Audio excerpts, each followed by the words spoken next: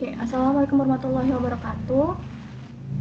Kami dari kelompok 1 ingin mempresentasikan hasil dari tugas besar mata kuliah jaringan komputer kami. Sebelumnya izin memperkenalkan diri, di sini ada saya Rena Jonela Pasha. Saya Naila Najwa. Saya Farenza Ruyakna. Saya Adiba Maulia. Saya Muhammad Nathan Najis.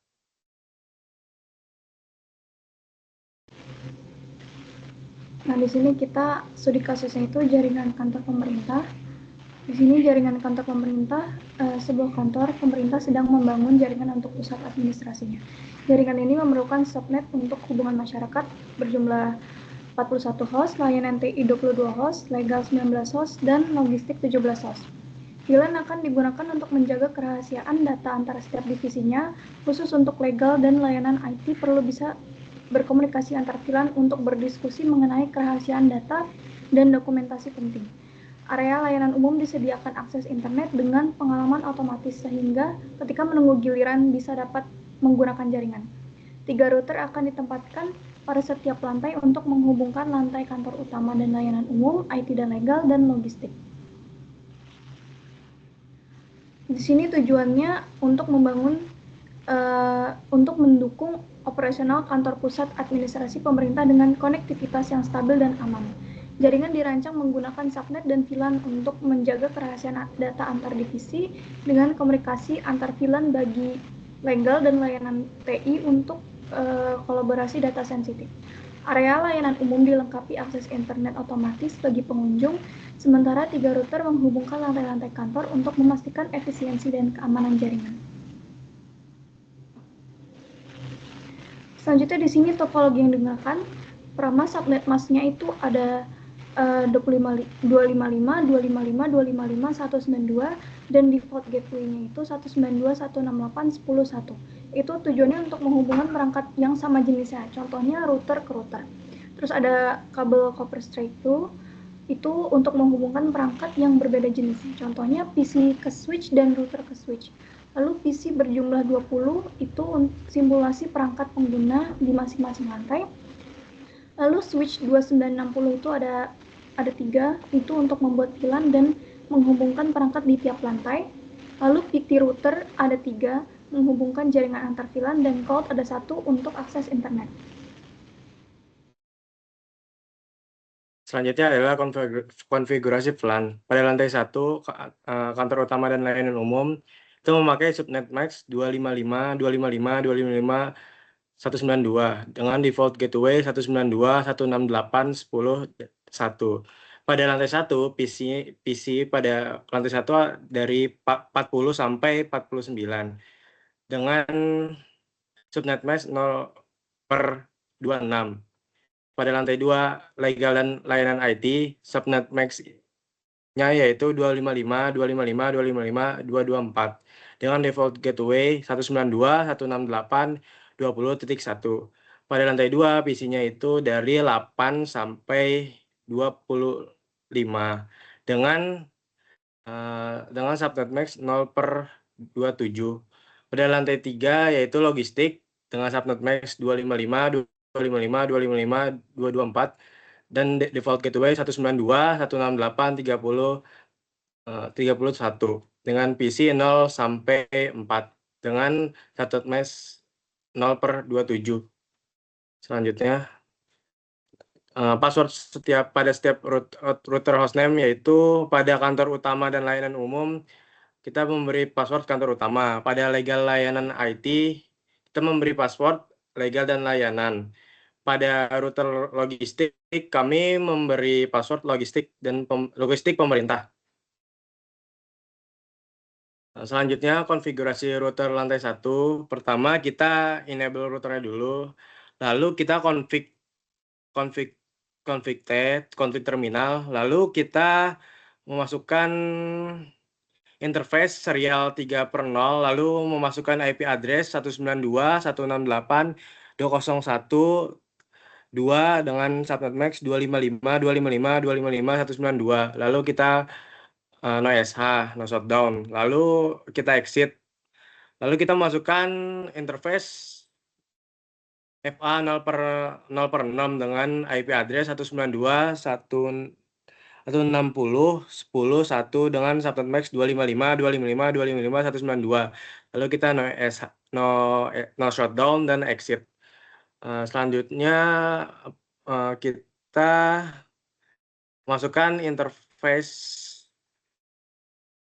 Kita masukkan IP router 192.168.30.1.255.255.255.254 192.168.2011. Lalu kita exit, kita mengkonfig terminal, lalu kita masukkan IP root 192.168.201.255.255.255 0.192.168.201.1. Lalu kita masukkan IP router lagi 192.168.20.255.255.224.192.168.201.1. Selanjutnya kita masukkan lagi IP rootnya 192.160.30.255.255.254.192.160.201.1. Lalu kita masukkan IP DHCP pool VLAN 10. Lalu kita masukkan network 192.160.10.255.255.255.192. Lalu kita default router 192.168.10. Lalu IP DHCP exclude, kita masukkan IP DHCP exclude address 192.168.0. Selanjutnya.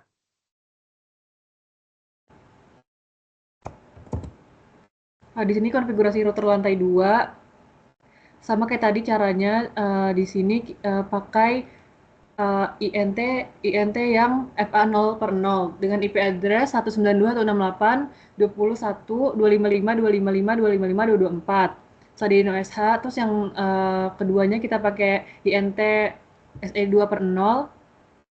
Sama kayak tadi, pakai IP address 192.168.201.255.255.255.254. Setelah itu baru di OSH. Di sini IP root-nya pakai 192.168.255.255.255.255.0.292.168.202. Sama di sini bedanya cuma yang bawahnya itu 30. Terus baru di DHCP pool lantai 2 dengan networknya 192.168.20.255.255.255.254. Lalu di default routernya 192.168.20.21. Lalu di exclude addressnya 192.168.20.1.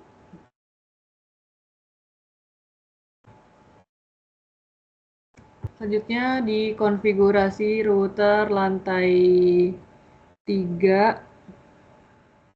Sama kayak tadi, cuma di sini INT-nya itu SE3/0. Di sini tetap FA-nya 0/0. Terus di sini bedanya pakai IP address-nya 192.168.255.255.255.254. Setelah itu di OSH sama kayak tadi. Terus di sini sama masukin juga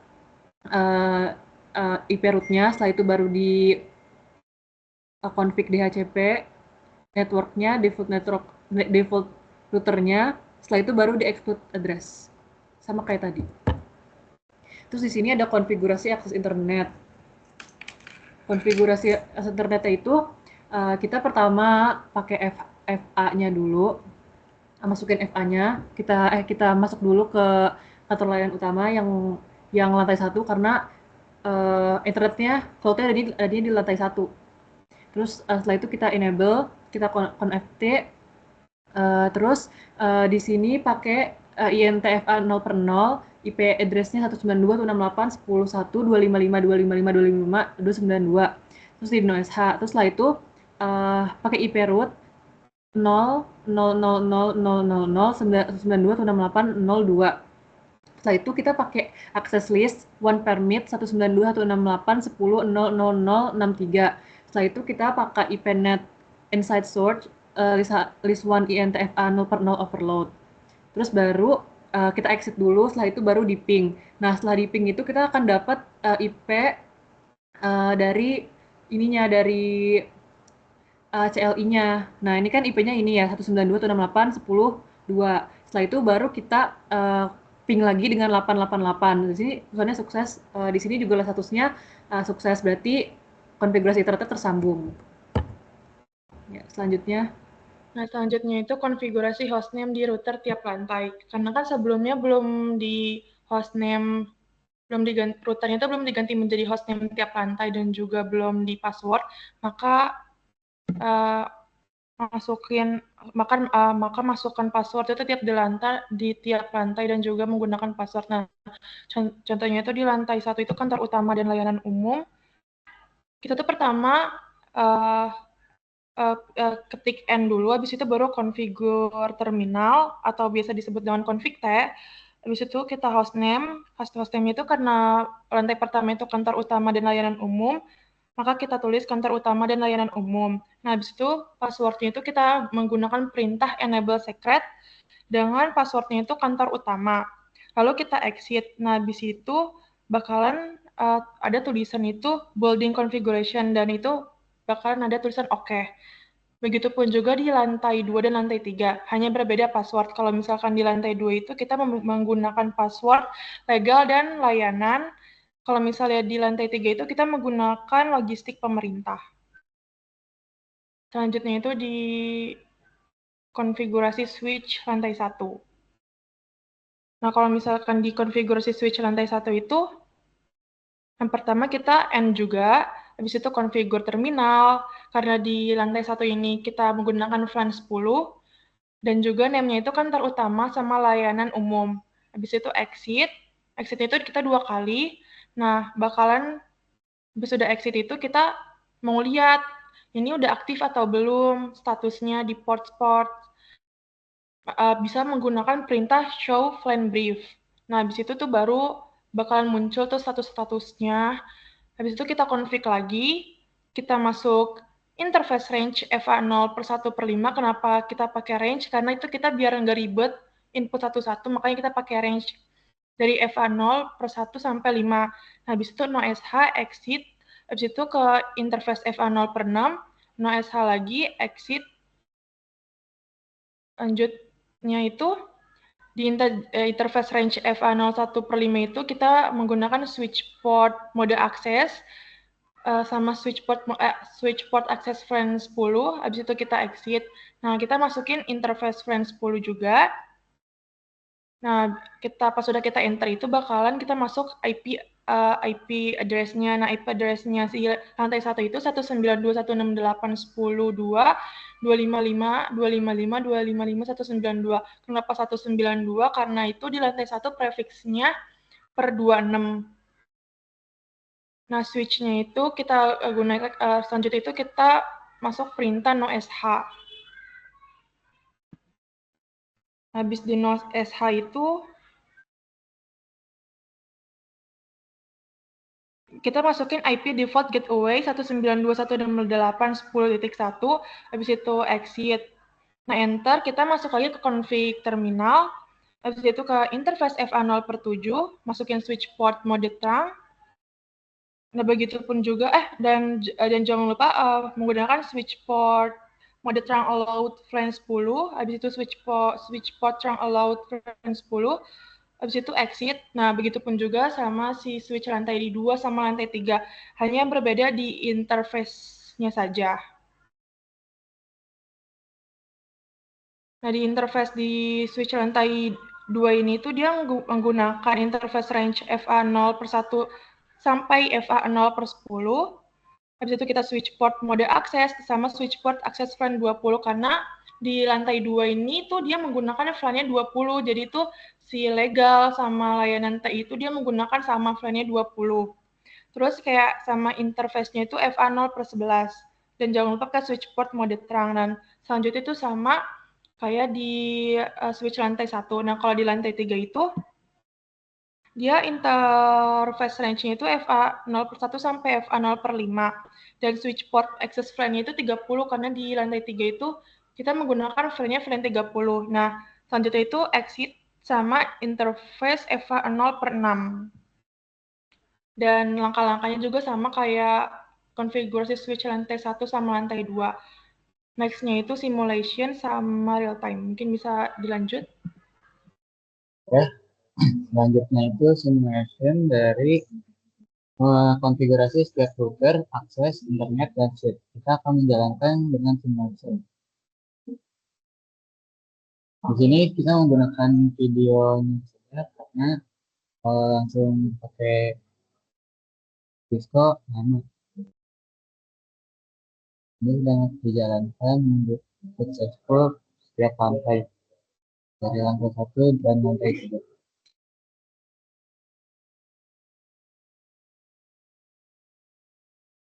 Setelah sudah successful semua, akan ada seperti ini. Oke. Selanjutnya kita akan ke real time.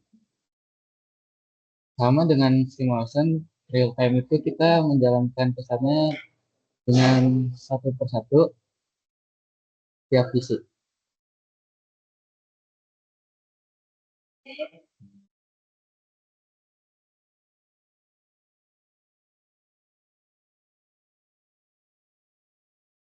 Sudah sukses semua, berarti sudah berhasil. Setiap lantai sudah sukses semua. Oke, next. Setelah konfigurasi pengujian konektivitas menggunakan ping, menunjukkan bahwa jaringan telah berhasil diatur dan setiap perangkat dapat saling terhubung. Pembagian subnet berdasarkan lantai dan fungsi organisasi juga membantu dalam pengelolaan jaringan, meningkatkan keamanan dan memastikan efisien operasional. Secara keseluruhan, topologi ini dirancang dengan baik untuk memenuhi kebutuhan komunikasi dan operasional organisasi secara terstruktur dan aman. Kesimpulan dari studi kasus ini yaitu jaringan kantor pemerintah berhasil dirancang sesuai kebutuhan operasional dengan menggunakan PAN untuk memisahkan data antar divisi sehingga keamanan informasi lebih terjamin. Komunikasi antar PAN juga diatur khususnya untuk mendukung kolaborasi antara divisi legal dan layanan TI dalam mengelola data sensitif. Selain itu, konektivitas antar perangkat di berbagai lantai berjalan stabil dan jaringan mendukung akses internet otomatis untuk pengunjung memastikan kelancaran operasional dan layanan. Desain jaringan kantor pemerintah berhasil memenuhi kebutuhan keamanan. Pertama yaitu keamanan dan isolasi jaringan. Subnet dan PAN memisahkan lalu lintas antar divisi untuk menjaga kerahasiaan data. PAN legal dan layanan tadi mendukung kolaborasi antar PAN untuk dokumen integritas. Kedua, efisien konfigurasi IP address dan PAN dirancang sesuai kebutuhan perangkat. Mode akses dan kerang memastikan pengelolaan lalu lintas sesuai segmen. Ketiga, kemudahan akses internet. DHCP di area layanan umum bermudah pengunjung mengakses internet. 4. Stabilitas dan keamanan jaringan. Pengujian ping menunjukkan konektivitas stabil tanpa timeout. Router dilindungi dengan enable secret untuk mencegah akses tidak sah. Oke. Sekian dari kelompok kami. Assalamualaikum warahmatullahi wabarakatuh.